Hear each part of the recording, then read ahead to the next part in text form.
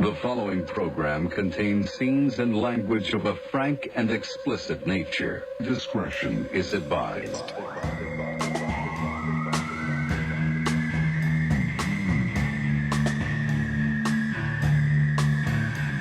Take it away, Heidi. Welcome to episode whatever of Rare Form Radio. Boy, today's a good one. Heidi, are you nervous? You know what I have to say? In my head right now, all I have is I just want to fly. Oh, fuck. I such a huge fan because I'm 50. He's so stoked to hear that. He's so stoked. I don't know if you hate that or not, but do you know how honored I am to hear that? I'm going to interrupt you. Yours. I appreciate that. Yeah. Are you kidding me? Yeah. And I don't even mind if it's past tense. You said I used to be a fan. I don't even care. I appreciate that. I mean, I hear that quite a bit. Oh, shit. No, I don't mean that. No, I'm a fan of yours, like huge fan. You're very sweet. I think we're so lucky to sort of have a couple songs that really sort of, it infiltrated the American psyche, if you will, for better, for worse, and it stayed around long enough where we never became a legacy band, but we have legacy songs, and because of that, I'm still able to make a living. As I Dan like the knows. whole album. Well, I appreciate that. He has more than one, Heidi. I like the one album with the numbers in it, But we got more than we deserved in terms of musicianship, talent, any of that stuff, and it was a really fun ride. And the fact that I still get to do things and perform, like Dave Navarro, our friends, and Roll Machines. I'm going on the Beach Boys cruise and jam with the Beach Boys. I do amazing. so many different things because of the band and my willingness to do a lot of dumb things. And that intro, please welcome Mark McGrath. Yeah. Thanks for coming back again. Thanks for having me, Dan. It's an honor. It really is always very, very, very nice to see you. Well, I know this really isn't what we do on RFR, but you're one of the coolest guys I've ever met in this business, and it's an honor and pleasure. Yeah. Not just great at what you do, you just become a friend of mine, and it's few and far between you really have people you can count on in this business. I know you're Dave, Incredible Nation, Todd Newman, blah, blah, blah. Yeah. But it's an honor to be here, my friend. I love you very much. Talking to friends. I love you too. We talked about it before, but you coached me through a breakup with my last girlfriend, which led me to probably getting married to the woman I love. So thank you for that. Well, Dan, I appreciate the acknowledgement, but you got yourself to that breakup, and you led yourself to the Shakespearean romance you have. You know what? Come to think of it, thanks for nothing. No, really. Look, I gave you my advice, and then you took it and ran with it, and now look at this. But what was strange is, like, when we had that conversation, we didn't know each other very well at that point. It was in Chicago. Yep. Yeah. I remember it well. And you took it, you invested in me, and it took, you trusted me, which was cool. It might be, I don't know. I think, when you meet someone, you're like, that's like that dude. You know what I mean? It's the first time I met you, and I met you, I think it was a Camp Freddy, if I can date myself. It was for sure. And you were there, and you're like, hey, what's up, man? You're like, hey, go over here. And I was new to that whole world, and I was like scared to meet Dave and everybody. I was terrified. And you just could kind of sense that I felt a little bit, maybe, I don't know, on the outside of it. You brought me in right away, made me feel good. So. I'm a very welcoming guy to people I like, and I'm very cold to people I don't like. And well, I think we all are in a sort. You just don't play the game. Like, no, you know what I mean? I'll be like, hey, dude, what's up, man? That's true. I'll like fake best friend you to death. You know what I mean? And I should probably take a couple notes from you because it could advance my career a bit. Who knows? No, you save yourself a lot of wasted energy being just who you are. Yeah, fair enough. That's why we love you. That's why fair we love enough. your program. Wait, so you don't like me? Not very much. I mean, we'll get there. Right. No, I'm kidding. I love you too. What's your history? Give me a quick background. Oh boy, this is good. So what? How we met? Well, first of all, she is a bass player she was in a metal band, industrial metal band. Oh my God, I forgot the name of it right now. I forgot. Electric Hellfire Club. Oh, of course. Years ago. Really? You've heard of us? Fan. I remember the shirts were really cool. Mark knows every band that's ever existed. We actually started the whole pentagram thing. Yes. We had, fire in it. Before him started that, you guys were on that. I remember it well. McGrath and Danzig. Yeah. Yeah. I know it well, and I remember seeing guys on many posters, on many clubs. We'd see you guys, oh, what a cool name. And then I kind of did a little research on the band, and you guys had a really fun stage show, and it was just it was a dramatic theatric experience. Yeah. Well, it's an honor to meet you. Oh my God. So we met her because you may have heard the story. There was a woman who was attacked by a homeless man in L.A. who dumped diarrhea on her head. I did hear that. That's her. This is Diarrhea Girl. You're in the room with Diarrhea Girl. God. I know. You didn't tell me. Come on. You didn't tell me I was meeting legends today. I mean, you know what's so gnarly about that? I don't know if they call it gassing in prison, to gas someone. Oh yeah. Yeah. Oh, really? Oh yeah, when you cum throw your or own blood or feces, whatever, feces. you gas like a CO, corrections officer Yeah. walking by. It's a laugh riot. Yeah. The worst thing you could do is gas someone. Never heard that. And you got that outside of jail. So, and the thing is that, and I want everybody to know this, I was violently attacked first. Like he threw I'm me, sorry, like, man. like I'm I sorry had an to even laugh operation. then. No. It's okay to laugh. It's pretty fucking funny. I have a sense of humor, so at least No, I I have know, that. but was this in downtown LA? And No, just give me it a was scenario. it was on Hollywood and Bronson in front of Palm's Thai restaurant. Yeah, I know exactly where that is. And What time was it? It was like 9:30 Pooping at time. night. Rhea time.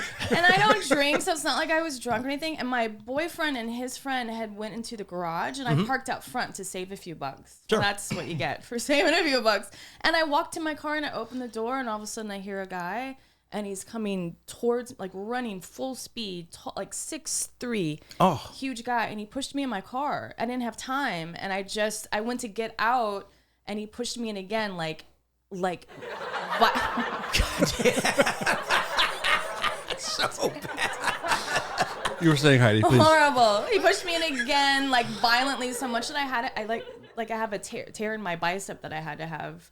Oh, was he trying to push you in to kidnap you? I don't know, but in my head, I thought if he had a knife, and you know about the girl that was just murdered. A friend of mine knows her at the furniture store there, yeah. My whole body like tensed up because it reminded me of that, because I'm telling you, if he would have had a knife, I would have been dead.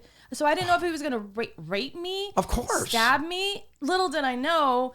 I wish he would have done any of those. I'm just kidding. I feel like rape is easier to get past than diarrhea on the head. But so he pulled me out by my shirt, and then he poured it.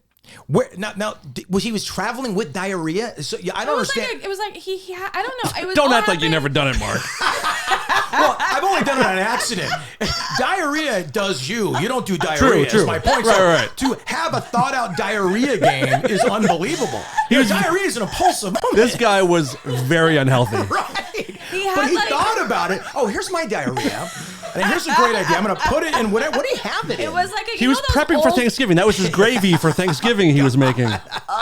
You know those Folger cans, like back in the day, like But the tin cans, yeah, you used to put change in and all that. Yeah, one of those. But the cop said it looked like he had been saving for like a month. So It was cold. Everything else, God. and then he must have had like his diarrhea on. Can I top ask of it. where it hit you in your Yes. Please do. not So face? my hair was in a bun. yeah. Do you remember in the 80s? We're about the same age. Yeah.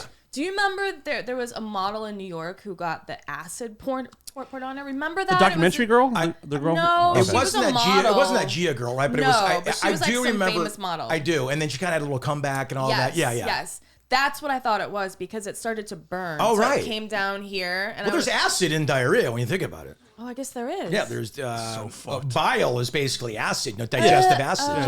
Yeah. And then it started to go down. He just kept pouring it. Oh my God! It wasn't even a splatter. It was like a waterfall. No, it was like and so then it got into my eye, like my eyelashes. So I'm in the middle. I got to do it. I mean, it gets better every time I hear it. Horrifying thing I have ever heard happen to a person.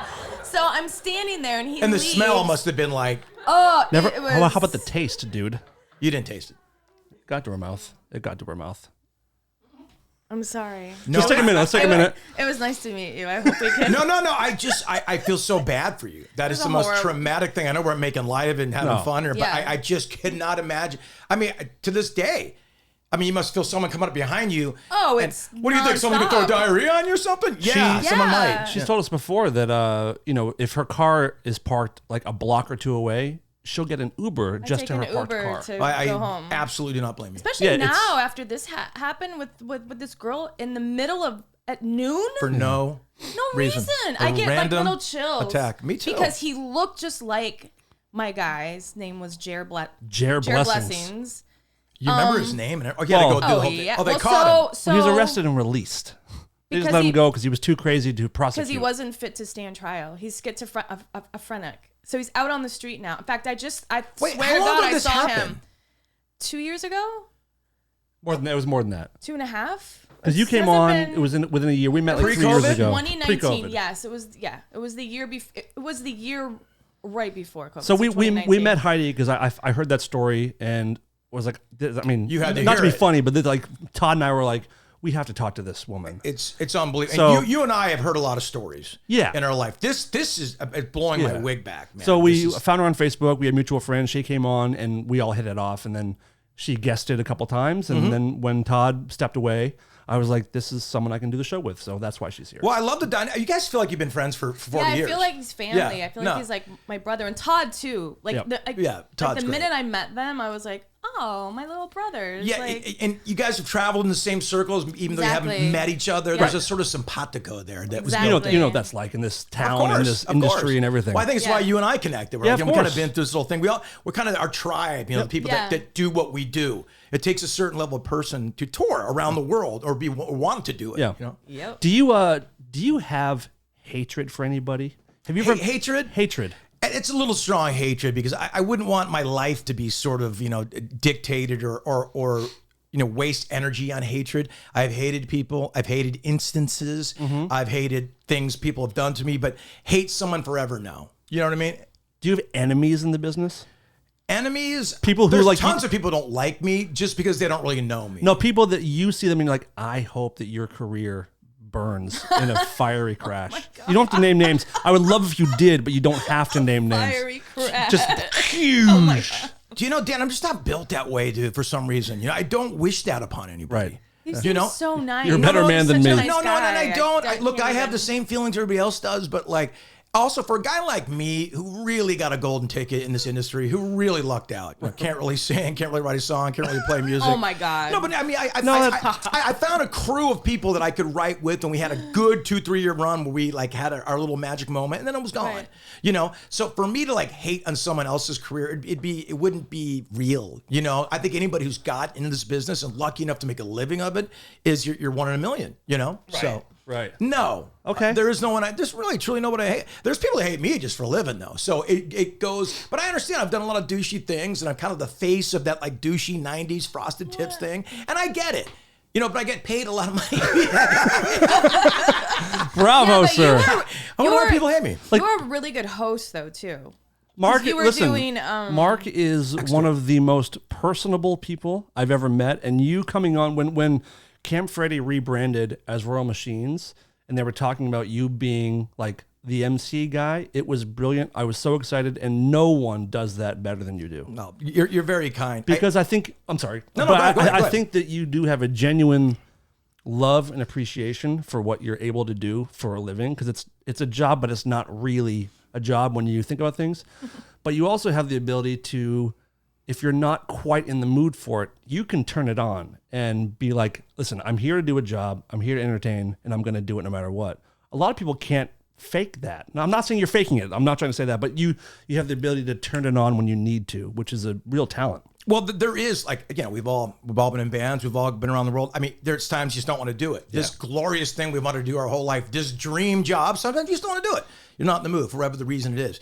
But I always think, and I'll see like Dave Navarro and we have Billy Idol coming up next and Ozzy, and I'll think back to my 14-year-old self. And that stupid cliche, once you see the crowd, you hit the stage and lights, to me, it's still so exciting. It is. So I still feel like my dream is still happening. You know what I mean, Dan? So it's hard for me to, you guys are so lucky I'm here to grace you with my voice and presence. I always feel just the opposite. I always feel like a will to please people, Right. And I think that's where the hosting bit kind of comes in as well.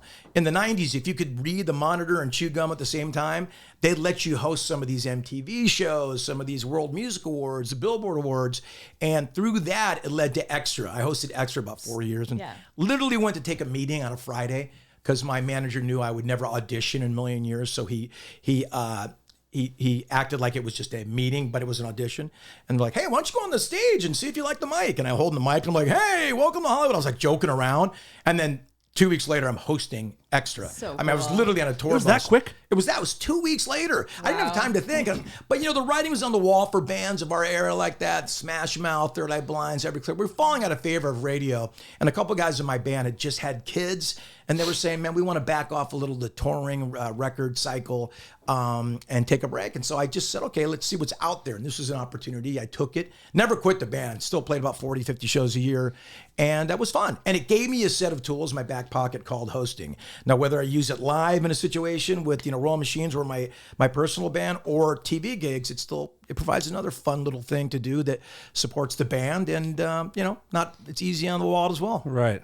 You mentioned when you felt like your bands and your peers' bands were falling out of favor. What does that feel like? I'm sure it feels tough, but like, was there a moment when you had a realization like that time is winding down? Obviously, you're still successful, you're still touring, but the height of that era is no longer. Yeah. What was it like? There was like a sea change moment I'll never forget. And you wait your whole life if you're lucky enough and you get the dream come true. I always say that the hardest thing, the second hardest thing in the record business is having a hit song. That's the second hardest thing in the world. The hardest thing in the world is to stay there. Yeah. To be AC/DC, to be the Eagle. And we all took our shots up there. We all took our swings that didn't make it for all of us. We got lucky. We had a couple legacy songs. Like I said, never became a legacy band like the Eagles, like AC/DC, like Smashing Pumpkins, like Jane's Addiction. So I remember, I think it was like the summer of 2003. We're opening for Matchbox 20s. We're playing in arenas. So you're like 5 years into a pretty good run. In a really good run, And then the Strokes came out. Those fuckers. Even though they didn't directly affect like what we were doing, we were in the pop world by then. That was the last time we were ever going to get played on K-Rock again once the Strokes came out. And so the building bricks of success started being removed. Like, okay, no more alternative radio. You're definitely not cool. Not that you ever were. You know what I mean? And the aesthetic was going away. Like the stink of the 90s was starting to really stink with the highlights. It's kind of like when hair metal in the 80s. Like when Nirvana. When Nevermind came out in 91 and Firehouse is going, hey guys, want to make another record? So no leopard print? No? None? We're done? Okay. What about Kicks? What about Tough? They're right behind me. They want to party still. I should cut the hair? Okay, all right. Really? Flannel? Gotcha. So I think that whole aesthetic was just, and then Interpol and the Strokes, and that MTV started to be dominating by that, and you could see the band start falling off. So I think it was the summer 2003. And the irony is, I was never more successful in terms of like, I'm opening in arenas, I'm playing with Matchbox 20, but you could tell like that's probably the last time we're gonna be a viable entity in the commercial sense in the recording world. And the label kind of back, they weren't as hot anymore. They got that cute little skinny tie, Justin Bieber haircut, emo bands that were cracking. And I'm like, oh man, too old to switch to that shit. I had no problem switching it up, as you know. But that was, we were ingrained. That was it. And it was off to county fairs, man. Which works, which is great. I mean, love county fairs. One thing Mark will never do, he'll never shit on the stuff that you're doing now. Never, ever, ever. And when you see a Rib Fest, it makes me happy. Whoa. It makes the veneers fly out of my mouth. Rib Fest killer! When you see those big turkey legs, you're stoked. You're like, that's a payday for me. If there's deep fried Snickers. I like to say, if you smell funnel cake, Sugar Ray's playing. Hell yeah, that's dude. what I like to say. Where are you from originally? I was born in Hartford, Connecticut, so I spent a little time in New England and lived in Avon and Simsbury, Connecticut. But I moved out to Southern California in 1976. So, of all intent and purposes, I feel like I was raised here. I was 8 years old, so I don't remember a lot beforehand. But I got a little bit of tentacles and family back there, so I think that keeps me grounded. Yeah. LA is a different spot, but I grew up in Orange County, Newport Beach. Nice. And signed a record deal in 94 to Atlantic Records. And we said, we got to move to LA, dude. It's where it's hopping, it's sexy, it's hot. We got to be friends with Tommy Lee. Let's go. And all those things happened. You manifested it. Right, absolutely, man. If you don't believe it, you're not going to be partying with Tommy Lee. Is most of your family out here or back east? Like your extended family? My mom and dad are not here anymore. Okay. It's really strange because I used to have these gnarly holiday traditions. The family would come and all that. But wait, you mean, I'm sorry, they're not on this earth. I'm sorry. No problem. I can't even imagine. It happens. To almost everybody. Pretty much. They don't stay I don't around want it to forever. happen, Dogs die, humans die. It's a cycle of life. I'm sorry. But I'm glad they got to see my kids being born, which is something I don't think they ever thought I was going to have because I didn't have kids till I was 42. So my dad hung on for the last 8 months or something. So And they saw your success, which is great. they definitely did that. So I'm super grateful. I was luckier than most.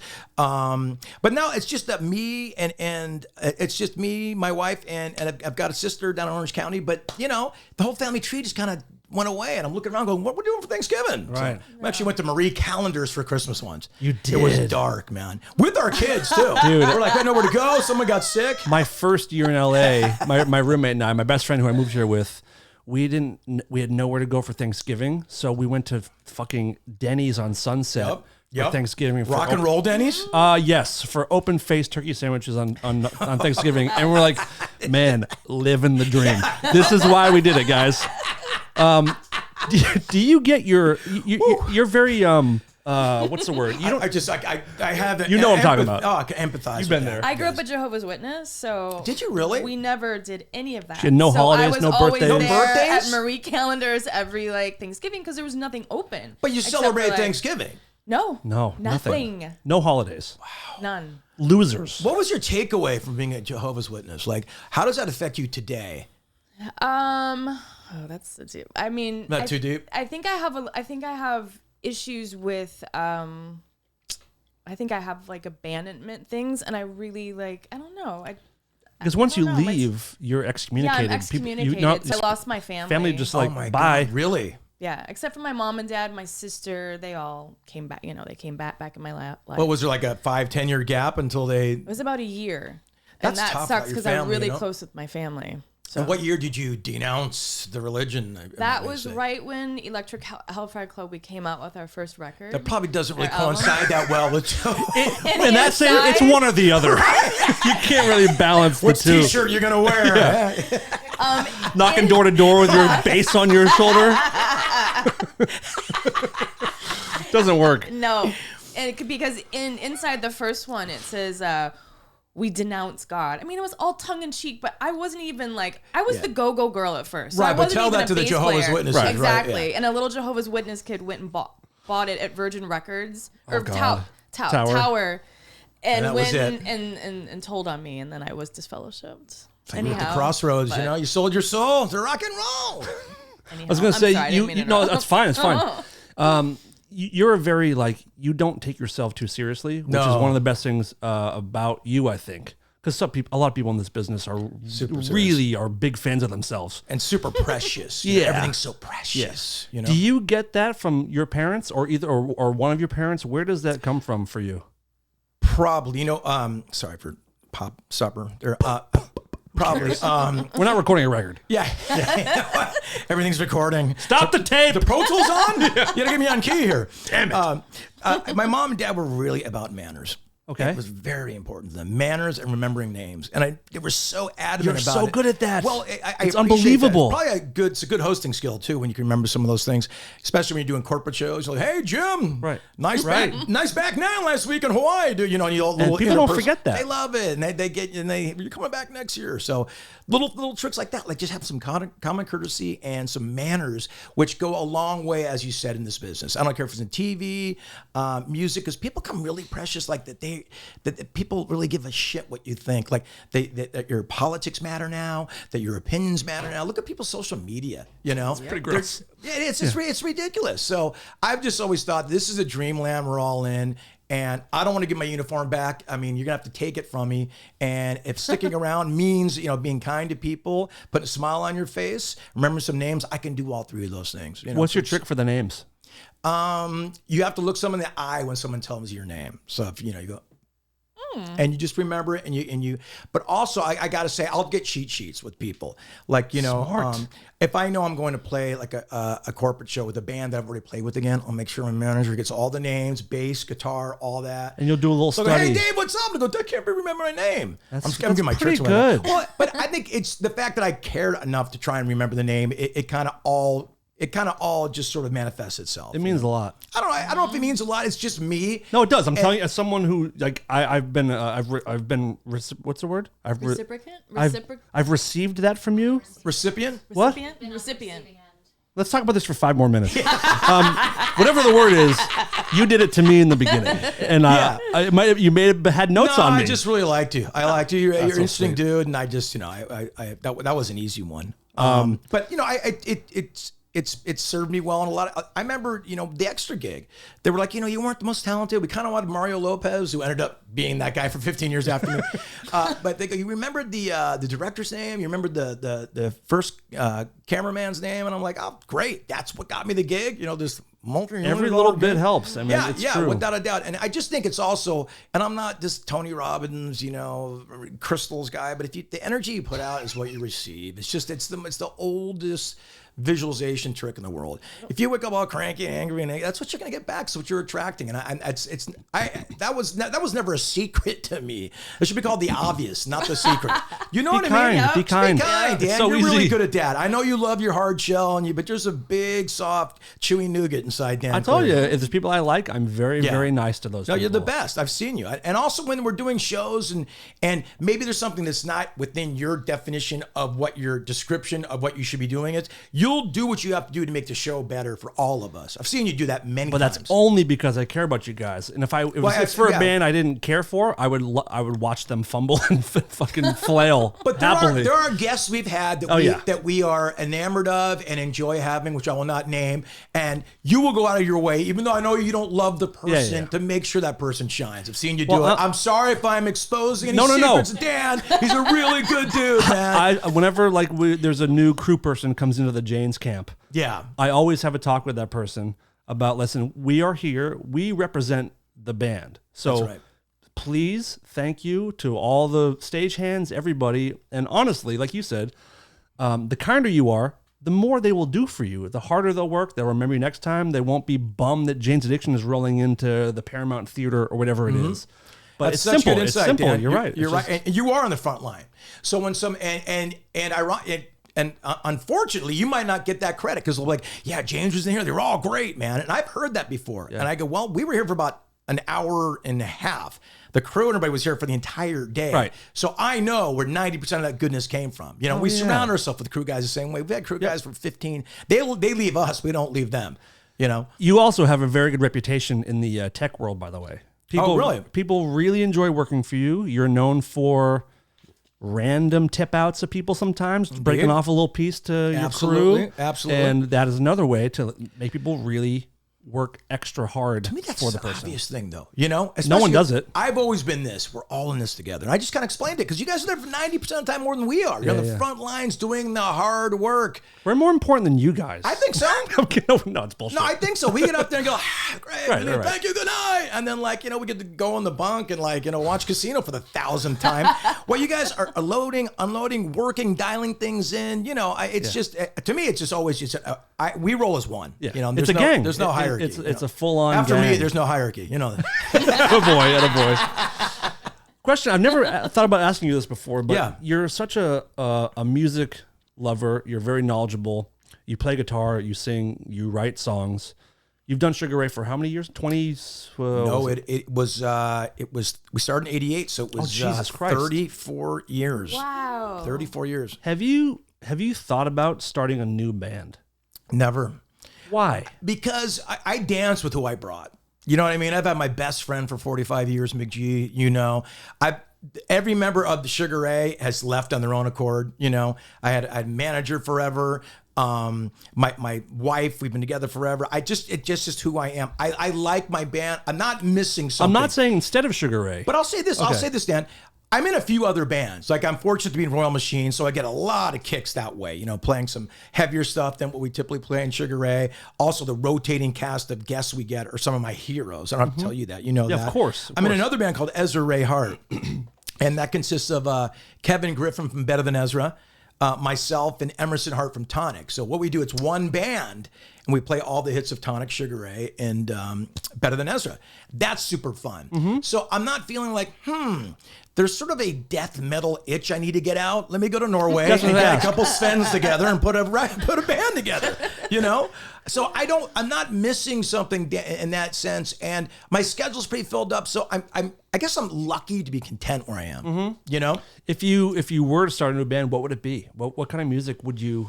Well, I'm limited in my scope on what I can sing. You say that, but I don't totally buy that. Well, you're very kind, and you've actually had some great selections for me for my Royal Machines. Yeah. The set looking list for- or whatever my repertoire. Yeah. There you go. So I'm kind of limited. I can mimic things, okay, but my own voice. I remember David Kahn, who produced What I Got by Sublime. Now, if you would have told me in the 90s that Sublime was going to have one of the biggest records of that decade, in late 80s, early 90s, I would have said you're insane. And only because Sublime was just so dysfunctional. You know, we look back with rose-tinted glasses and go, oh, yeah, man, what talented, amazing bands. But back then, they would play a gig like, say, at Bogart's in Long Beach, and they would do a 50-minute dub jam. Like, boom. They would really test you. Boom, boom. I don't know. Were they drug dudes or what was they like to have fun. They drank, they did it all. They were part of this Long Beach, like, dudes that were just heavy and hardcore, and they did it all. And the kind of guys that get a moped and ride to like Cabo just for one night and just party and just risking it, man. Always risking it. Those guys were just hardcore. But to tell me they're going to have like one of the biggest records to come out of the 90s, I would have said impossible. But David Kahn, who produced What I Got, kind of figured out how to work with them. And when that was successful, not that we're anything like Sublime, but we had a song called Fly that we felt pretty good about. There's something here.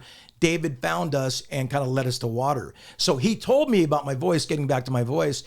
We're about to record Fly and the red light's on and I'm all nervous because it's the only song that's got a shot. I mean, look, I knew there was only one song in that record too, people. You don't have to keep reminding me. Oh my God. So the red light's on and David, I'm kind of struggling. I'm like, panic. And he goes, hey, Mark, I got some good news, some bad news for you. And being an Irishman, I go, well, give me the bad news first. And he goes, you can't sing. Now this is, the guys are in the back, the band's in the back. Like I think a label guy was there and the pressure was there, was so big. And like, that's the worst thing you could have said. You flop sweat instantly? Oh yeah, no, I was just, embryonic position, fetus, just crying. And I go, just call me crazy. What could possibly be the good news right now? He goes, you have a tone in your voice that I think with this new thing I have called Pro Tools, was brand new in the mid 90s. And he was kind of Lewis and Clarking Pro Tools. They give him prototypes of Pro Tools because he was so cerebral and smart in the studio to figure out how to use it so they could sell Pro Tools to the masses. I go, what is that? He goes, well, I can kind of build your voice and we'll put it on key and blah, blah, blah. And so I just got on my knees and I go, take me away, David Kahn. Yeah. And he goes, I think if we do this, we can sell 2 million records off the song alone. No shit. What? Did it? Sold 2 million records off that one song alone. What we do is start going, all around the world, stop. And he'd go, all around me, pulling it up and down like, and then go, okay, we've got it. All around the world, statues, cry, stop. And boom, boom. And then, so he started building my voice going, here's your voice. So to answer your question, the most long about way, my voice is probably my speaking voice. So there's not a lot I can do or haven't or want to do beyond Sugar Ray. I think it fits there, I'm not trying to scratch a metal itch or a rock itch. And like I said, I do get to do that with the Royal Machines and as your heart. So, but as far as writing, I didn't know if there was like a style that I would like to see you do something like, are you a Mike Doughty fan? The Soul Coughing? Yeah, no, love his Soul solo Coughing. stuff? He did Super Bonbon, David Kahn. Yeah. David Kahn produced Super Bonbon. Oh no shit! Yeah, it's a good tune. Yeah. But he has a solo career now. He's great. It's one of my favorites. I follow him on Instagram. Oh, he's great. So I watch him always playing solo with his cats running around and all that. I would like to hear you do something like that, like a stripped down acoustic-y, like a simplified singer-songwriter. That is something I'd be interested in. To me, that is so, but I don't know if anybody else would be. And I have a lot of songs like that. I write them on my phone. I've probably got 40 songs like that. Some that make it to a Sugar Ray record or may not. But man, I'm just not that great of a player. And doesn't matter though. You should know that. You're a Sex Pistols fan. You're huge. You don't have to be. But seriously, you don't have to be a great player to have great songs. But my tempo kind of goes up and down. And it's just you and a guitar. That's a different animal. Yeah, I just don't think I'm talented enough to really maintain someone's focus for a while, especially if I'm not playing hits. I'm gonna push this. Here's a new one. I'm gonna make it happen. I think this is gonna happen. I'm gonna push it. Oh, good. Well, good. Sometimes I do need a little crack. I'm gonna do it with you. You pushed me before. You've given me some songs. You go, dude, I think you'd be great if you did Epic by Faith No More. I go, Fuck no yeah. way. I'm not gonna do that. It turned out to be a really fun song. It was one of my Super favorites. Fun. I really want to hear you do Disconnected Face to Face. It's such a gnarly song to sing. It's really high. But you wouldn't do the chorus. Let the guys do the chorus. Yeah, that's, you know. You don't know what you would give You up. don't know what you have done. I think you could kill that one. That's a good idea, though. I love that song. I have a whole list of songs for you guys. But you and I butted head because if Billy was not raised in Southern California. Yeah. So if I go to him, dude, I think anything by Dramarama would be great. Amazing. Because I've never heard it, mate. No one would love that.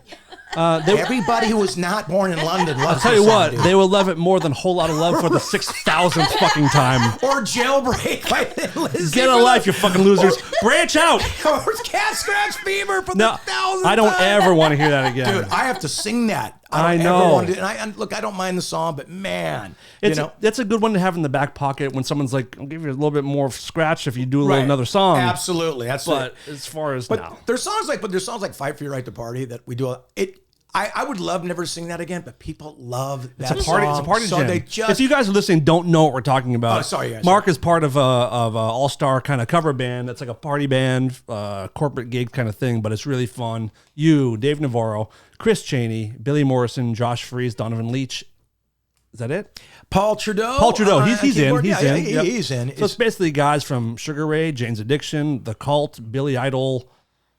Josh Freese has played with everybody ever. Literally. Sting he's playing with now. So, but One you always forget when you do his intro, you never say 9 Inch Nails. And he was in 9 Inch Nails for a long time. I always forget that. That must hurt you because I know how much you love 9 Inch Nails. You're in 9 Inch Nails, for Christ's sake. Pretty much. Pretty much. But what's great about having those players, and we'll wrap up the Roll Machine stuff, is they have access to everybody on the face of the earth. So you hear all-star band, and I saw people's eyes just sort of glaze over. This is truly an all-star band that can reach out to a Lou Reed, rest his soul. Ozzy. I mean, just Ozzy. Come on, man. Billy Gibbons, because not only do they, know the player, they want to play with Josh Freese. They want to play with Dave Navarro. So it's really amazing. Where you might get Cypress Hill, Macy Gray, Ozzy, and Lana Del Rey on a gig. You know? And so that's what's so much fun, and that's the value of this band too, which is really beautiful. cool. It's so much fucking Really fun. fun. And there's certain nights that are Magic. that stand out more than others. They're always fun. Yeah. But there's certain nights that are just magical. Right, like when Ann Wilson's singing, singing Barracuda right in front of you. Wait, what? Anytime, she's been part of it. Many times. A few years ago. Yeah. Anytime Billy Gibbons is there, who is just the coolest person that's probably ever been made. Do you know when you meet someone, you hope they're like they are? Yes. Yep. He is gives you like everything. He is times 1,000. We walk in a van and he's sitting. I got gifts for everybody. Yeah, gifts. Because Mark, I thought you'd like these honey-coated almonds, and just gives me almonds. I'm like, I'm like, you're the greatest living human. Gives everybody something. He's got a gift for anybody. Just sits down in his black creepers, skinny, still looks great. Holds his beer and goes, "Gonna be some rocking tonight or what?" I go, "You're here. Everything's fine now." Do you remember when I had my huge beard a couple years ago? Yes, I grew a year beard. Yes, you did. And we did a show with Gibbons, and I don't ever ask for pictures with anybody. You did a picture. Didn't you guys tell me? Sorry. So I was like, Billy, since I have the beard, can we please do a thing? He goes, brother, of course. He pulls out his sunglasses, puts his glasses on, does the pose. We take it. I start walking away. He goes, no. Hold on a minute. Come back here. Reaches in his pocket. He goes, this is a little something we do where I come from. He pulls out a wad of cash, gives me $100, and tells me to have a good night. And I said, Billy, anytime you want to take a picture, I'm down. Wait, so I asked for a picture. Did you hear what he just said? And he gave me $100. Like, that's Billy Gibbons. Everybody's got a story that rad too. I have another one too. Go About ahead. Billy. So it's not one night. That's what he always does. He's such a great guy. You may have been there, but there was I think we were doing a show in Aspen, and Billy showed up, and he had gold paint all over his hands. Do you remember this at all? I don't. But was this Park City? Because I think I don't know. can tag on to Park Possibly. City after you're done. Billy walks in with his hands are covered with glitter gold paint, and it's all in his beard too. And I was like, he gives me a guitar. I'm like, Billy, what's going on? What's up with the gold huffing, paint? I was like, are you okay? And he's like, no, man, I went to a guitar shop earlier, and they wanted me to put my hands on the pavement, so I put the paint on, touched it, put it in my beard. You know what? I just like the way it looks. And he's just the fucking best. And just everything he does is cool. The economy of words he uses, it's perfect. And you know what's so cool about Billy Gibbons? He doesn't like to stay in high-end hotels. So we played Park City, the Sundance, 5, 6, 7 years ago. And so he was staying at the Hampton Inn. We were staying. Love the Hampton Yeah, Inn. we were staying at the Foo Inn, but he was staying on by that freeway and that one. He was drinking back then. I don't think he's drinking now. So after the gig, me and Cheney, of all people, go back to his room at the Hampton Inn with Gilligan, and we just start drinking beers, and we're sitting there. Gilligan is his wife, and she's on the bed, and he's just talking about, I'm just drinking beers. 4 a.m, he goes, "You guys hungry?" And we go, "Yeah, we're starving." But dude, we're in Hampton. He goes, "Hold on." Clocks don't exist for him. No. It's Billy Gibbons time all the time, and it's a beautiful world. It's a beautiful world to live in. He calls a taxi cab driver, gives him $200, and goes, "Get us all the Burger King you can." $200? Wow. $200. He gave you $100 to take a picture. It's true. $200, get us all the Burger King. Didn't know if there was a Burger King in here, and we were on the freeway off the city. About 45 minutes later, 7 bags of Burger King. And it's me and Shane start going, we were like drunk, starving. Billy doesn't eat anything. It was just for you guys. He goes, "I just knew you boys were hungry." Oh my God. And I go, "You're the greatest human being who's ever lived. I'm not worthy of your presence." And like, it's funny. Everybody's got these amazing stories about Billy Gibbons, and Josh Freese, it's his favorite. Josh, who plays drums in every band, but is also in Royal Machines. He is so enamored of Billy. They're really I didn't good know friends. that. I didn't know that They're they were really good friends. Okay. They like hang out and stuff. And he's got better stories than we have, because he's seen Billy like when he's just, it's just him and Billy like in Hawaii or something. So the stories about Billy F. Gibbons are endless. He's like he's Betty White status as far as loved by everyone, and the day that he goes is going to be a really brutal day for everyone that we know. It's going to be a Bob Saget-esque social media love storm for that. Oh yeah, but Bob Saget, he was a friend of yours. Yeah, right? yeah. He just passed away. Definitely an acquaintance. One of the loveliest guys I've ever met. And I'm like, I wonder if it's just for me or if it apparently, and you read all the stories. Bob Saget is, one of the nicest human beings who ever graced this earth. I feel like I'm pretty dialed into like comedian talk, and I wish I was friends with more comedians, but I think that it seems like everyone truly loved that man. Truly loved him, because everybody had a story like Billy of him going out of his way to help somebody, especially if you were in trouble. I read so many testimonies about Bob and about people saying, "Boy, I wish I had, I didn't know he was reaching out for help and all that." And he was just really cared about people. You could tell. And like he's one of those guys, and I love celebrities like this, where if he was with Stamos, Woody Harrelson, and Willie Nelson, and he saw me walking, he'd go, "Hey, Mark, come here, sit down." He's inviting. That. Yeah. But he doesn't prioritize. Oh, there's the dude from Sugar Ray. Don't look over there. Right. Mark, come Which on is down. a real problem. Which It happens all the time. Yep. David Spade, another guy who's great like that. Doesn't big league. He'll be love sitting with David Chris Spade. Rock, whoever else sitting there, and go, "Mark, come on, sit down." You see the rest of the guys going, "Why's McGrath sitting here?" But I love that about Bob Saget. He just treated you like just a human being. It was great. How did you guys meet? I met him like at the Sunset Marquee of all places, back when I was having a sip of coffee with the B list. There he is again. And he was just really cool. He goes, "Hey, Mark, I'm a fan of the music." And we just started talking. When you got a kind of vibe of dude, and he was really cool. And that was it. He was kind of single back then, so he was running around. And I saw him a lot of the clubs. He's always had a good word and always cool. And then there's this guy named Jeff Franklin who created Full House. And he has a party all the time. He actually... I can see his name in the font Yeah. on the show Jeff because Franklin. for us that was one of our shows. Oh, yeah. Well, Predictability. he built a house on the Sharon Tate. Oh shit. That's his property. He's Oh, selling wow. it right now for like $85 million. He's a huge fan of music, and he has these parties, these highfalutin parties where all these, you'll get Butch Walker, the Beach Boys will play, the Temptations will play, and I've been invited to a couple of those, and Saget is always there, and so I've seen him there for like past 10, 12 years. There's going to be another one coming up this Saturday. This is the last one. All right, I'll go. Fine. I can't wait. Jeez. But I think it's going to turn into a sort of a moral for Bob, so I'm it's looking forward to beautiful. go. Yeah, he's just a great guy. I know we don't do the touching stuff on here, but No, we do actually. I know you do. Almost every week, Heidi cries about something. It's pretty Yeah. That's Beautiful. emotional. I love how much you feel, Heidi. Yeah. That's really awesome. What were we talking about a couple months ago when we both?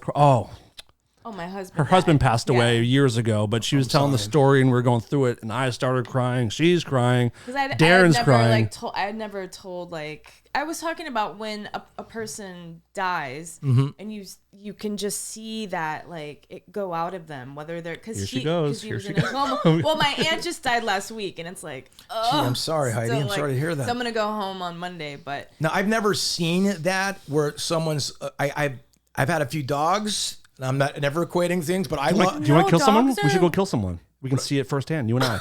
Let's kill somebody. I'll cut this part out of the show, but we should kill somebody.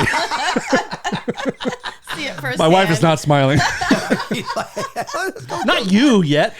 That Dateline Wait a episode second. is not ready yet. Yeah.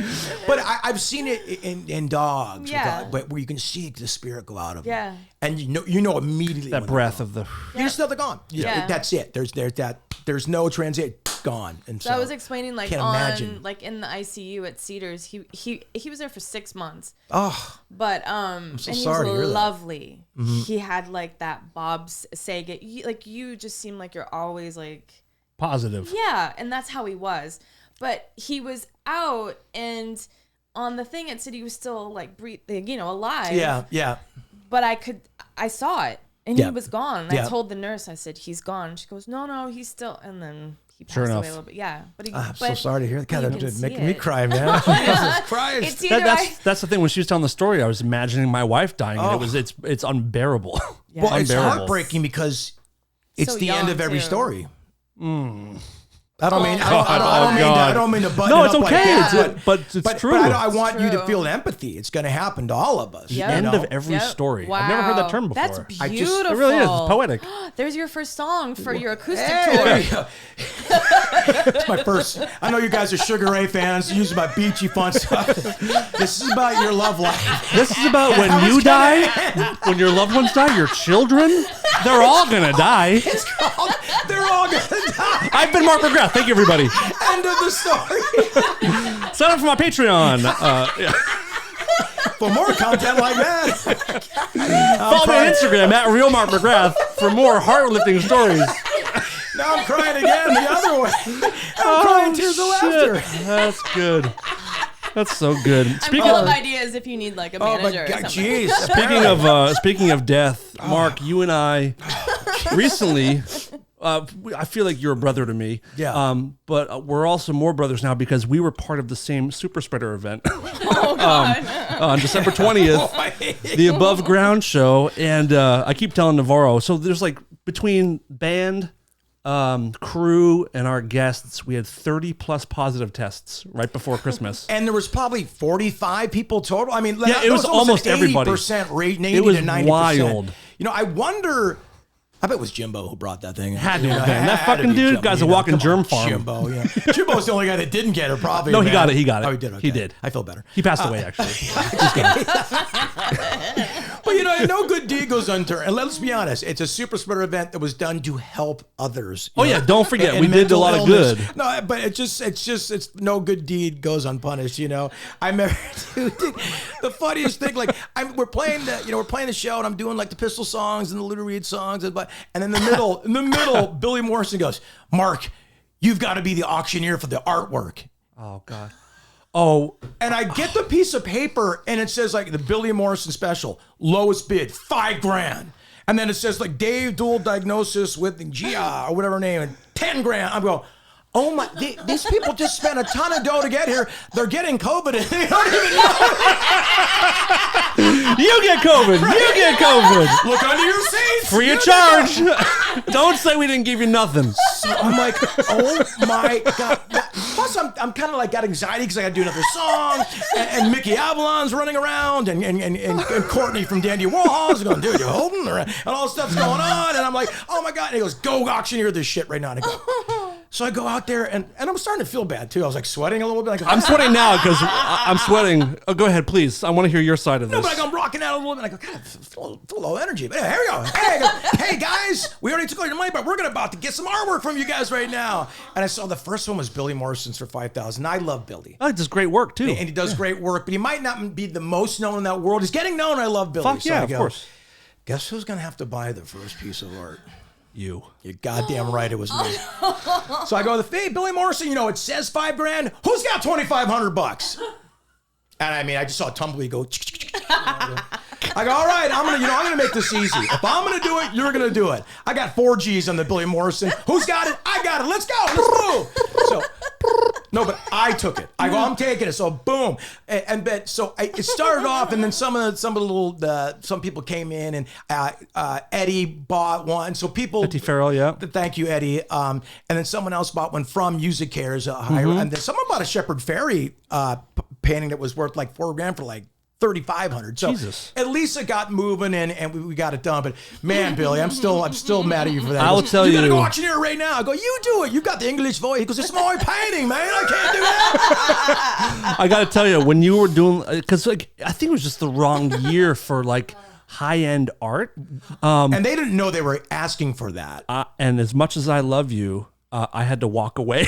I had to walk away from the auctioning part. I'm like, this is brutal. My wife was like, she goes, it's not going good up there. How do you think I felt? You don't pick up the mic. Here you go. I didn't know it was last minute. That like makes it a whole new level. I had no idea. Such a fucking great Oh, job. listen, now look, and if you're the auctioneer, your job is to annoy people out of their money. Yes. And make it stop. Yeah. Oh, You know, they were like, they were like, oh God, and I was looking around. People were like, oh dude, no, this ain't the place. I could see them doing it. They also spent a nice money on a ticket to get in. And it's right before Christmas. It's right It's like Christmas. people are going to travel. $5,000 for that. Everyone's scared and worried and sad and I know, depressed. Man, it was so weird. And to top it all off, there was nobody going after the people for money. Yeah. So the people that bought paintings were hitting me up on social media going, how do I get my painting? Oh, dude, I had I know, I 2 or know, 3 I people know. after the show Whole being like, I just want to take my painting. Who do I pay? I'm yeah, like, we had like a whole trickle no back one's there. backstage, and they were asking. I'm like, That's what I saw. There was- Billy, is someone looking to get the money? He goes, just go. I go, oh my God. there was a pile of paintings at the end of the night. Like we were loading out, putting stuff in the truck, and they these were just, paintings, like, these sad paintings, are sitting leaning up there. against the wall. And like, Oh my God. I don't know if they ever went home. Yours is probably the only one that went home with you. No, well, because I Oh, someone else got it. No, you get it. Well, someone took him home. I didn't take him home because I was with my friend. I didn't have place for it. I didn't have place for it. Yeah. I did my due diligence. Deliver it to me. My God, it's $4,000 on Billy's painting. So they were social mediaing me, and I got to Billy, and they got the pictures. Did get to everybody. I have everybody know. Yep. So everybody is happy. But fucking amazing. that was not my decision to go yell at people and try to get $5,000 out of them. You know? That's so impressive. Before you're though. the Pistols, you got to give me some money. When we did the stuff at the last show like that, things seemed to have gone much better. We're selling guitars and stuff like that, but this wasn't the year for it for whatever reason. But you guys still did some good. I think you're right about that. But look, they made like $20,000, which is great for a great cause. Mm-hmm. But I think something like that, what you do is you do like a silent auction in the lobby. You put the paintings out there. Let everybody look at them because some people can't see them, you Right. know, and have some other guitars and stuff like that. It was just kind of awkward, Yeah. you know. But it got done, and you know, there you go. How do you? I could see you guys were the only one walking away. Oh, Believe God. me. Come on, everybody, let's go. Imagine me Usually, screaming at you. I for wish money. I could throw you like a life vest, but you were just dying up there. I'm like, I can't watch my friend die. Oh yeah, I'm gonna go make a sandwich. I was trying to throw some jokes in there. I mean, we're all dying. Dan comes back up with like a paper plate and a peanut butter. I'm like, what the fuck is that? He's like, I had to make a I sandwich. had to make a sandwich. I couldn't be here. Comfort food. Comfort, I almost pulled the emotional. fire alarm to get you out of there just to save your life, but I didn't want to ruin the next part of the show. So crazy. I think it funny. was a lot about like expectation setting, and there Yeah, was no something like expectations. that. Just give me the knowledge. Maybe I could have prepared something, you know, getting back to like remembering names and things. I didn't even know funny. whose paintings they were. It was just so weird. All I saw was the Anybody paint- want this one? I love this side of the story. There was also names that were like the Prop Video, or there was a name I didn't know how to pronounce. Hey, this is Dave. And Padilla, yeah. Dave's partner. I didn't know how to, and then it You was weren't just, prepped. I wasn't prepped. Who was supposed to do it? I saw the painting and I don't know. I don't know what happened. I'm You just a weren't guy prepped. dumb enough to do it. You know, It would have been smart to have the artists themselves up there. Yeah. Call They me were all crazy. there. They're all there. You weren't prepped. The audience wasn't prepped. People were No, like, nobody. But you fucking nailed it. I will say. You don't have to flip or change your narrative when you already had it. You go, you couldn't stand, you want to run away. It And was I felt the sad, same way. and I had But we anxiety. were But I'm impressed. glad we And I had to shared it. grind it out. No I one just else did it. No one else there could have done what you did. That's the fact. Then I got sold though. You know what? Yeah, you did your job. And I grinded it out. So amazing For the kids. But anyway, I was proud to like go through the super spreader with all my brothers. Part of me is like, that was your second time having COVID. Yeah. That was Oh, my really? first time. Yeah. So I was very happy that was my first way to get it. Well, you know what's you did it for charity, which is always you've always been what I do. very, very philanthropic, Dan. I got it in July of 2020 when it was scary still. There was no vaccination. There was all like, hey, I don't know what's going to happen. Like I called my doctor, and my doctor goes, "It's a shit show." I go, "Yeah, I know, it's crazy what's happening." I go, "But what's going to happen to me?" He goes, "It's a shit show." I asked you about that. You He said goes, that "That's you were all I worried. have for you." He goes, "I've had 90-year-old people with pre-existing conditions have no symptoms, and then triathletes die 2 days later." Jesus Christ. And I go, "Thanks a lot." for But that." what's the upside? Yeah, exactly. There's nothing. There's nothing. And I just had to write it out. It was pretty bad, but you know, we got through it. The second time I was vaccinated, and you know, I just felt low energy for about a couple of days, and that was it. Oh So, God! yep. I just had it, and I had like the old school one. Like Yeah, the she was sick for, like, I 10 was days. So sick, lost taste and smell. Yeah, all that stuff. Still, it's a little off, but I was even now. I woke up this morning, coughing. My lungs hurt. I don't feel Oh, cool. good. Might be a long hauler. Yeah, you might have long Really? COVID. Be a long hauler. Long COVID. Long COVID. They call them That, long like, haulers. You haven't heard that before? Long division. Long. No, long COVID is like when you have the symptoms for quite a long time. And they stay. Some people have they've had them. They're just My buddy lost smell for 7 months. Jesus Imagine Christ. that. 7 months. I could do with that though, because I'd probably lose a couple pounds. You know what I'm saying? Yeah, my buddy loves eating ass, so it was perfect for that. It's just like made it real easy. So it became a bummer for him. No need to clean it He up. loves Just- all the smell. Just dive right in there. Ass eater. For you ass eaters. I guess I'll start. try to get I'll yeah, try yeah, yeah, I'll try it out. Yeah. It'll be good. Cool. My On God. all ass eaters. We were talking about festivals earlier. Oh my God, it's funny. You have a festival coming up, which is like festivals try to have these like gimmicks now. There's all these new gimmicks and the rock and roll cruises and black metal. You're part of one that's called the Honeymoon Rock Fest. And the slogan for it is "Till Death Do We Rock." Now, I asked you about this the other day. I texted you and said, is this a real thing? And it is. So people can get married at this festival and it turns into their honeymoon. Is that the idea? You know, your agent calls you and says, "I got an offer for you. It's for a bunch of bands of your caliber. Here's the number. Does that work for you? It's here." I said, "Yeah, no problem. I don't care if it's Zucchini Fest or this fest." yeah.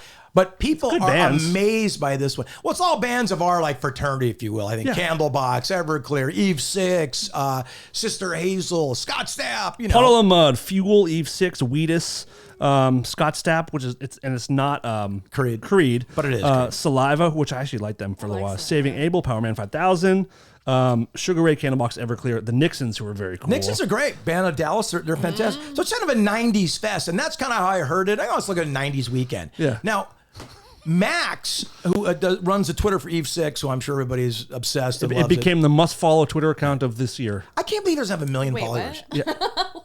Where am I? Who am I? Like, Do you know what we're talking about? No. Do you know the band Eve 6? Yeah, I love you. Very Six. close friends of all of We ours. love him. Really good guy, Max. Another brother of ours. And Max, Eve 6 had this, floundering Twitter account About for 6,000 years. 6,000 followers. 6,000 people. Yeah.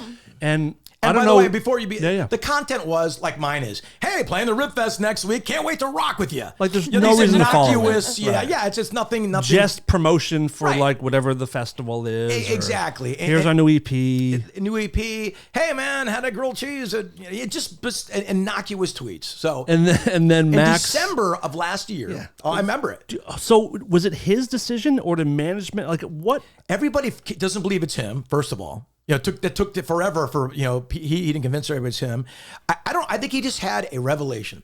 And said he's a smart guy, as you know, super brilliant. smart. Brilliant. I think he just said, I'm sick of doing this. I see what kind of works on Twitter. I'm going to start laying it out and see what happens. One of his second posts when he started shit posting, I think they call it, was we're going to be huge again. And I think it's the first thing. Oh, yeah, that's right. And so that date is when he started doing it. It was like December 12th of 2019 or something. I'm gonna call him. Call that fool. Let's see if he And answers. so what now? It's huge. So what he started doing is he had he goes, the guy who sings Semi-Charmed Life is a dick.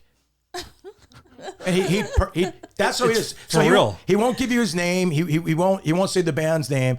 And then people are like, what? What do you mean? And then so he had something like he tried to fuck my girlfriend or something. And like he had some story that's all over his Twitter. So he just started it dishing started on blowing 90s up. bands. He started dissing 90s bands and goes, the guy that sings Sugar Ray is I understand why you think he's a douche, but he's actually a nice guy. He just like saying the truth about everything with no filter. You know what I mean? And he started picking up. I think he's got over 100,000 followers right now. I think so. Let me look at it right now. And it's on its way up. And it's become like all the indie alternative darlings' favorite Twitter account, right, Dan? Oh, wow. 103,000. He's added 100,000 followers since he started this shit. Yeah, and in 1 year. And he's gotten very political as far as like making fun of both sides, like a hyena. I think that's important. No, he hates both sides Nice. equally. Nice. He'll reach out to Steve Albini, the producer, and he'll go, "Hey, Steve, do you like the Heart in the Blender song?"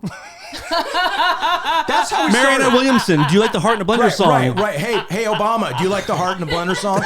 And so he makes fun of himself too. I should really acknowledge. And now they've started answering. Patton Oswalt, they're going back and forth. Steve Albini became a huge fan of his. That's amazing. Yeah, so it's become this follow. thing. Okay. It's a must follow. Wow. It's very entertaining. Let me very see if he answers. We'll say hello to him real quick. And he makes fun of his band more than he does anybody else. You know, So fucking good. but his whole thing is like, I was a young guy.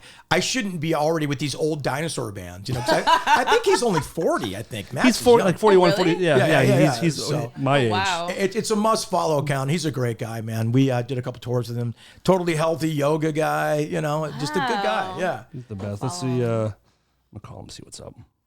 He may not answer, but we'll see. He's too busy tweeting. Probably. That's a full-time job, though. Yeah. I'm telling you, once you become where he is, because he's got to be on there 3-4 hours a day. Because I see how much he tweets and stuff like that. So it becomes a job and a session. That's why social media to me, it's too much. I'm on TikTok So now. I'm on much, right? Instagram. It's so much. Imagine Oh, what he it's- puts you out to the voicemail. He never answers. He's a texter, but doesn't like. I'm the he's same a way. dad, I'm the you know. same way. Yeah, me I don't too. I hate the phone. I actually Do you like really? the I hate voice the phone. notes. Like voice notes to me, I love too. I love voice Like, text. You mean voice Yes, texting? voice I love texting. those. Love it. Because texting, you don't get the emotional component of hearing a voice. Yep. Where you could say fuck you, or you could say fuck you, or you Yeah. could say fuck you. You know, there's so much to say it. Yep. So I love voice texting. That's too. my thing. Me too, me One too. thing about that festival we were just talking about. Oh, yeah, you, yeah, you yeah. said something really funny. I asked you about the festival. Oh, but wait, but the festival thing is this, from what I understand. So it's like, apparently you can get married at this festival. Yeah. Now, I don't know when, between what bands, how they're going to do it, but I imagine they're going to bring some couples up and they can have like a mass ceremony on stage. I don't know. So, but people are, now Max is fascinated with this and people are fascinated with the theme of this event. Right. I've done a million of these things and no one ever cared. That's why I was like, what are you even talking about? Oh, the wedding. Because someone said, so you can get married at your gig, dude? I didn't know what you were talking about. And then now I know. You because said of the this. funniest fucking thing because the festival starts Friday and Sugar Ray plays Sunday. Where's it at? Doesn't matter. Who cares? It's in Oklahoma City. I don't even know where it is. It's in Oklahoma City. But Mark said like the show festival starts Friday. He plays Sunday. He goes, you can get divorced in time for Sugar Ray, which is just such a Mark thing to You can say. sing your song. There you go. There you There you go. go. The end of the what's story. End of the story. End of the story and the end of our There's story. always an end. Or- wait, or- there's End of every always- story. End of every story. That's what it is. End of every So story. beautiful. End Yeah, of but every you know, we story. play so many of those and like they're just fun. You know, like, I feel like grateful when I look at the list of those bands. I'm a fan of all those bands. You know, I'm not an ironic music listener. I never have been. Yeah. I like the Backstreet Boys and I love Cannibal Corpse. And Yeah, I do. same way. And I've always been that way. And I remember in high school, I was a mod for a couple of months. I was a rockabilly guy. I was a hardcore punker for about a day. And then I was into heavy metal and hair metal and all of that. I never threw away my records. I loved them all. I still love them all. Yeah. You know, so I've never been an ironic music fan. What I've is- never had a guilty pleasure. I was gonna say, what would be your biggest guilty pleasure band? That I would have to assume what you think it would be because I don't have one, but maybe someone like Olivia Newton-John I like a lot. You know, love Olivia have to Newton-John. believe we are magic. Remember the album with Love that song. her, and it was a W. Open it up, and she was on the white. so she's the I most have that, and it beautiful- had pink on the side. Maybe the most beautiful creature to ever have lived on this earth. I love Well, I had such a crush on her and Debbie Harry. Those were my first like. You ever meet them both? Have you met them both? I've met Deborah Harry. Didn't give me what I wanted. Head? Boy, that sounded creepy. So I took it. Boy, that's She learned a lesson that day. creepy. I was came out so More wrong. like Deborah Bloody. But I. No, it's what you were saying I mean, how about Billy when F. famous- Gibbons gives you everything you wanted. Right. And I was on a panel with her, like in Phoenix, on a Billboard panel about artistry or something. And I just wanted, that was my first crush. And she just didn't want anything to do with me. And I understand that. So it was just like, That hurts. it hurt a little bit. It did hurt. I've never had the pleasure of meeting Olivia. I did meet meet Olivia Newton-John at the Hollywood Christmas. This is a 50-year-old brain for you folks. Wish I met her. Fuck, I did actually. Man, we went on vacation together for 3 months. Long ago, we played the Hollywood Christmas Parade with this another band I'm in, band of Merrymakers, which is a Christmas project, and she was there, and she was lovely. But that was an all ships in the night thing. I love that you were bummed Your you didn't meet her eyes lit until you up realized. so bad. I feel like you just met her now. I just made it up. There's no Christmas parade.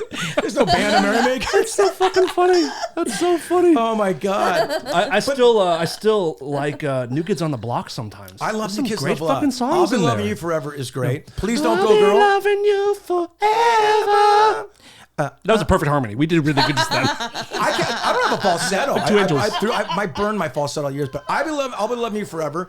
Please don't go, girl.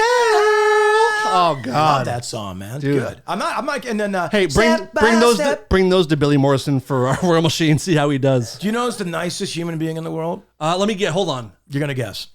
Okay, it's one of the new. They're kids. all nice, but one guy's exceptionally cool. I don't think it's Joey. I imagine it's Danny. It's Donnie. Donnie Donnie Wahlberg is the nicest human being. The guy from Sixth Sense? And from Blue True Bloods, Blood, too. or Blue Bloods as well. Blue Bloods. Remember when... High Pitch Eric's boyfriend. Exactly. Yeah. Oh, my God. That's so funny. And he's married to Jenny McCarthy. Yes, He's he married is. to Jenny McCarthy. And the funniest thing, remember we all saw Sixth Sense? We're like, who's that skinny guy? Fuck And yeah. That guy's going to be huge. That's the guy from Yep. New Kids on the And Block. the guy acted his ass off. And he did a smart thing. He just went away and came back organically. And now he's on the biggest TV show ever. Mm-hmm. The new kids go out and they play their arena tour. They play Fenway Park every year. So good for them, man. You know, if you would have told me New Kids on the Block had to come back, these boy bands have a different thing now. Instead of them being expired and dead forever, they come back now and play. Yeah. You know, Backstreet Boys never stopped.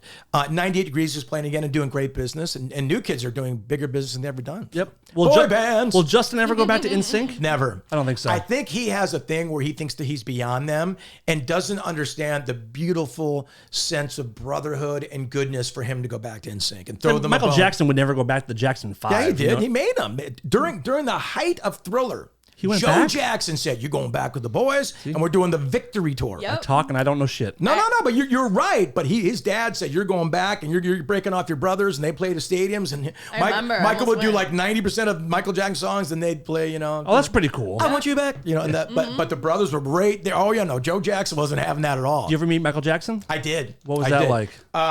Really, really as eerie as you think it would be. I met him at the World Music Awards, I think in 2000, and we're at the L'Ermitage Hotel. It's right there in the casino. And Prince Albert of Monaco runs the World Music Awards. So once you go there to Monte Carlo, you have the run of this beautiful country. It's amazing. You have your own Mercedes, your own driver, your own security. Again, I had a cup of coffee with the B-list back then. I've seen the people. I've seen the Illuminati. I've seen the adrenochrome. I've seen it all happening. It's so true. It's so true. Never saw it. Anyway, so I was eating dinner there, and I was one of the hosts that year with Elle McPherson.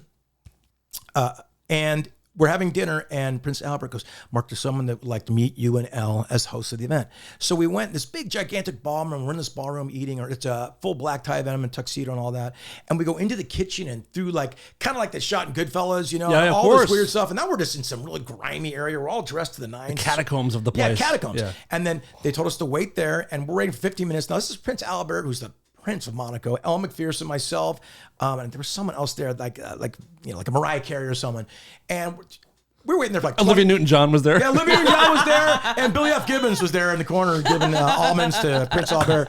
But it was like there was like the water dripping from the sewage pipes, and I'm like, this is so strange. Also, Are we gonna die? I didn't know what's going on. Also, the door opens, and Michael Jackson comes in with his minder, and he comes in, and he's about where that light is, and he goes, "Hi," and you had to stretch over to meet him. He wouldn't like come any closer to you. Oh my God. And it was really eerie, and I guess he liked the lighting where it was in there.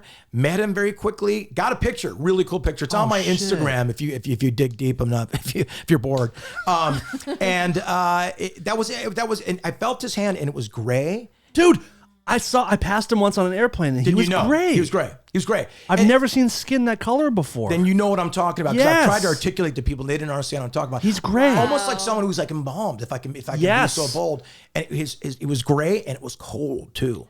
And I remember that was the eeriest thing. And that was he was alive. I got chills. Alive as hell. Wow. But it was cold. Life is hell. But a nice guy. Then he performed the event and didn't see him again, but I did meet him. I got a picture. What a for him. talent. Being a singer, have you ever listened to his acapella Billie Jean shit? I love going on deep dives of all artists that do that. Whether it's Fred Mercury's solo, So good. whether it's the Beach Boys, like solo harmony things. I love that. And Michael Jackson, hear all the Stuff you can not even hear on the record, but That's when right. you hear the acapella stuff, you're like, he was just doing that. he just so talented. And apparently, Quincy Jones is a genius as well. He would wear out Quincy Jones with his perfectionism, just over and over takes and just. Michael would demand the takes. So Yeah, he'd want to do them over even and though over. Quincy was game, but after like 3 days of like, want to be starting, dude, we gotta We gotta be ending something. You know what I mean? Gotta be ending something. Did you happen to watch that Beatles doc, the Get Back? You know what's weird, Dan, about that, and also about the Beastie Boys documentary. For some reason, I want to watch them, but I don't watch them, and I don't know I'm why. the same way. I haven't seen it. But I want to. Is it see because it's what you do for a living? No, especially with the Beatles. They do something else, I want to see it. I know it's also a 6-hour investment, so I'm kind of gearing up for that. But everybody that says it loves it and says it's amazing. It's in my thing to do, and so is the Beastie Boy. I love the Beastie Boy. I feel like I know the whole story already. Right. But I know it'll be truly amazing. But no, I haven't. I haven't. Is there a band that you would love to see? Is there a record of your life that you would love to see the behind the scenes making of? Yeah, though I feel like I know a little bit because I know some of the players. Never mind the Bullocks would be like how that all came together. And I think mainly because Steve Jones gets ripped off as a guitar player. People think he didn't play those tracks. That was like Is that really? that was a rumor for a long time that he wasn't strong enough. I think they thought Chris Thomas played the tracks, one of the producers. But that's all Jonesy, especially knowing him now. That's his tone. Have you geeked out with him about Sex Pistols stuff? I'll wear him out. He was enough. Especially like Sid stuff and all that. I love it. I'll know. He goes, I don't remember that. I go, tell me about the tour and when you guys went to Holland and it was like Sid was there and he goes, I don't remember that. I asked Navarro once because Ritual is one of my favorite. Yeah, it's my favorite James record, but one of my favorite records of all time. And so very rarely do I want to ask Dave questions because he doesn't like talking about his accomplishments or whatever. Right. So I want to ask a couple questions about Ritual, and he's like, dude, I don't remember a single second of recording that record, and we did it twice. How is that possible? Drugs. He was high for But even every with drugs, second. dude, I've done drugs. I get you. Maybe he just doesn't want to talk to me about it, but he says he has zero memory of those records. When he sees the videos from The Gift and when he sees pictures and stuff, he has zero recollection of any moment of making Ritual. What's an amazing shutdown? Drugs. Yeah. You know what I mean? Sorry. You can't. Hey. Drugs, man. Wish I could help. Sorry, man. bro. Drugs, dude. Drugs. Isn't that amazing that you kind of, that's one of your favorite records of all time and where you were listening to that and then, forget work, you and Dave are best friend, the French, it's just crazy how that manifested itself. I've been having more and more surreal moments in my life the last few years that I can't even fathom how they've happened. And I'm so grateful. It never gets old. The other day, I'm a massive Ministry fan, huge Ministry fan. Yeah. And I've developed a really good friendship with Al Jurgensen from Ministry. I saw you're performing live with him. Yeah. The other day, I'm in rehearsals with Eddie Vedder. I'm going on tour with Eddie Vedder in a couple weeks. What is that? I saw you paint Eddie Vedder and the Earthlings. Blood all over. Yeah. Eddie Vedder and the Earthlings. Is that his hand blood? His blood. Jeez. His blood. And get a lot of money for that. Cheney's in the band. Chad Smith is in the band. Josh Klinghoffer, just Andrew Watt. It's a very good super group. Solid band. It's a power right there. group. Are you kidding me? And I was obviously a huge Pearl Jam fan, but I had this moment where I started the day at Charlie Chaplin's house for some reason, his old house, and then I was at Eddie Vedder rehearsals, and then I got a call from Al to come sing on the new Ministry album, sing gang vocals. And I was just like, how is this real? That's and one I'm so day. grateful. Yeah. That's insane. I think much like you, I don't ever take any of it for granted because it really could all be gone tomorrow. Mm-hmm. But it's important to just appreciate that shit. Without a doubt, because that's how you get it. That's how it keeps manifesting and coming back. You know what I mean? Because if you're not appreciative in this city, there's people waiting and dying to take your place. Yeah, and they will. Oh yeah, but but you've earned it, Dan. It's also because a lot of people. You're an amazing musician. You're an incredible guitar player. Thank you. Yeah, I've seen you play. You're better than half the people you give guitars to. Maybe more than that. He's like maybe more. 85%, but like I'm not keeping track or anything. Yeah. No, I'm fine. But yeah, it's I'm grateful for where I'm at. Yeah, it's a good ride, man. It's if you can sneak into this thing and you've got all your body parts after a few years and, you're still surviving and thriving and can make a living. Yeah. Whatever that means to you, it's a blessing, man. But this is still what I enjoy most, though. Doing Dark Matter with Dave for 10 years and now doing this on my own. This is what I am most comfortable and happiest doing. I really can enjoy tell it. you are. You're really good at doing it. You're very articulate. Well, you're smart. You're quick, and you guys make a great team. So I like what's happening here, Dan. Thank you, buddy. Really do. It helps. Having you here is very helpful, and it's always good to talk to you. I'm 5 feet down the street, dude. I love it. Yeah, you're close. You're close. Time. Yeah. And you have a show on Sirius too. You have a show on Sirius for a few years now. I do, yeah. It used to be on the weekends called Mark McGrath's 120. And now they integrated into the weekly show, meaning I do like Mark McGrath's 120 in 120 seconds. So I might intro a song of the 90s, tell a little story about it, and keep it moving. So it's a nice way to still be a part of the 90s on 9 and Sirius XM and see what the future holds. I'm not done there at radio, much like you. I love doing it. So we're going to see if we can maybe develop something there. Cool. Well, anything else coming on for you? Anything? That's any it. shows coming up? Just the wedding thing. The wedding festival. Go get married at a Sugar Ray show. Go get married at a Sugar Ray show. The dates for that is March. Well, let me see here. Let me look at it real quick. Going on the Beach Boys cruise with the Beach Boys. How That'll fun be is that? It's really fun because I do a couple songs with them and just. How did you get? That's I mean, cool. Mike Love asked me to be on a solo record from a gentleman who was managing him about 10 years ago, and so I developed a little bit of relationship with him. I got to do the 4th of July show with the Beach Boys in front of the Capitol, which was something I grew up watching on PBS. And I just became friendly with the guy. And he's asked me to come on the shows and with him a few times. I played Petco Park down in San Diego with the Beach Boys, and Stamos is on drums. It's really fun. And now they've integrated Fly into their set. So I'm with them. I play a couple Beach Boys songs and then I do Fly. And talk about the Beach Boys play Beach Fly. Boys, and hearing them go, pinch yourself, dude. Hearing them sing the harmonies to Fly and adding like layers of harmonies, it's a magic moment. Well, you deserve it. I'm happy moments for like you. you're That's saying, fucking Dan. great. You know what I mean? You get these moments every night, you just can't believe it's still happening to you. Yep. So. Enjoy them while they last, and hopefully they last for decades more for you. Right back at you, Dan. You're One one of of my my favorite people I've ever met. I love you, Dan. Thank you. One of my first concerts ever when I was like 12 was Joan Jett in the Blackhearts. Nice. Opening for the Beach Boys. Oh, Jesus. in Wow. East Texas. What a Isn't that wild crazy? lineup. That's an At the interesting Oil lineup. Palace. It's like a European festival lineup. So It weird. is. Yeah. Because they'll have like Boys to Men, Jethro Tull, and like and Deicide play. But you did was that a that couldn't have been a tour. Was it a tour? Or was it like a fair gig? No, it was at the Oil Palace in Longview where Monty's from. Oh, wow. And it Incredible. was them opening. And that was my first. Jesus Christ. concert. Good first gig, you know? Good, right? Wild. Sorry. All right, well, we got to get you out of here because you have to yeah. to split. So Oh, yeah. you can follow Mark at The Real Mark McGrath on Instagram. Sugar Ray's on there at Yep. Sugar Ray, I assume. Yep. And you can do my Twitter at Mark_McGrath, and I'll respond. He interacts. Yeah, I try and get back to you as much as I can. you know? Mark is good. He's a man of the people. He's good to the people. He's a good man to his core, and I hope you come back again. I love having you here very much. Yeah, it'd be my pleasure. One of my anytime. favorites. Thank you both. It was Thank you, nice to Heidi. meet you. Appreciate you too as well. And you can follow this show at Rareform Radio on Twitter and Instagram. And if you really want to support the show, you can sign up for our Patreon, which is patreon.com/rareformradio. It's the only way we make an income at the moment. So please support the show. Sign up. And yeah, thank you, Mark. Mark welcome. knows what's Come up. on, man. And I think that's it, right? Heidi Sabrina. At Heidi Sabrina, at Dan Cleary 79, at D Nelly Radio. But like, who gives a fuck about Darren? You know? I'm kidding. We love him for the most part. And that's it. Mark, thank you very much, buddy. Thank you, Dan. What a pleasure. Appreciate I it. love you, and we'll Love talk you to too, everybody man. next Take care, week. everybody. This is Lola, and I'm here to tell the world to stop being such pussies and listen to Rareform Radio.